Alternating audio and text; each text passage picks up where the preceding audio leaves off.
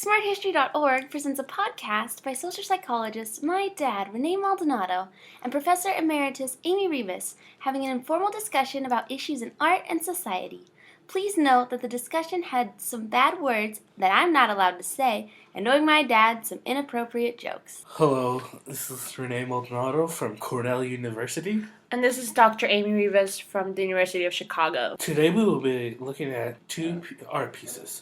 La Rêve, a work done by Pablo Picasso in 1932.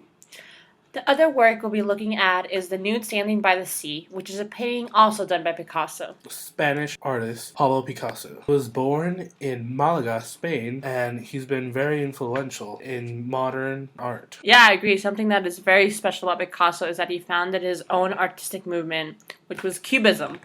Looking back at his earlier work, it seemed to be a response to the work done by his friend and, I guess, his rival Matisse, who was part of the Impressionist movement. Yeah, it was really interesting how his work was influenced, but then again, like another artist who really influenced him was Cezanne. I believe he was introduced by, I guess, like his father thought he was like really liked Cezanne, so I guess like from an early age, Pablo, he was really influenced by Cezanne's work.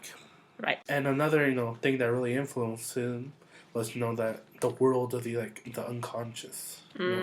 Yeah. So, like Renee said, we'll be talking about two of the art pieces today. So the first one we'll be looking at is Nude Standing by the Sea, which Picasso painted in 1929. Whoa. This is not a nude. It's not what I was expecting. Come on, Amy.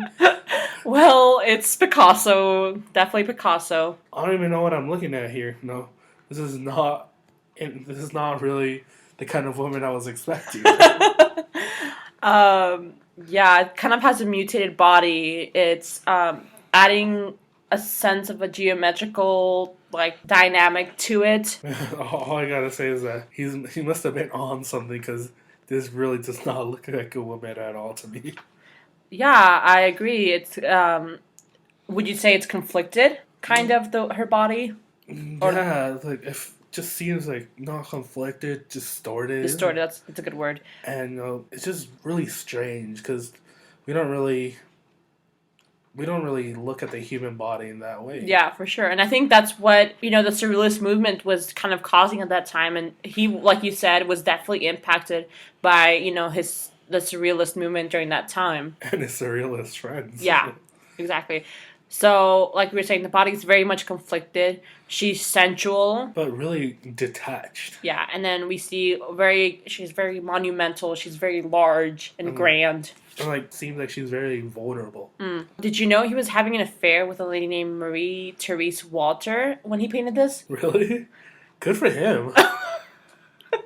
Yeah, so a lot of people believe that Marie's body was inspired for this painting. So, what do you think about that? It's funny, because the way he's drawn the arms of this nude and how it's positioned, it would be like a ballerina, something inspired, Well, his wife was a ballerina. We know that. Oh, his wife at the current time. And a lot of people say that the way he drew the arms in this nude is kind of like the way he drew a lot of his wife's inspired paintings. They compare those two because it's kind of similar. So he was kind of like a man whore, right? Yeah, I would say that.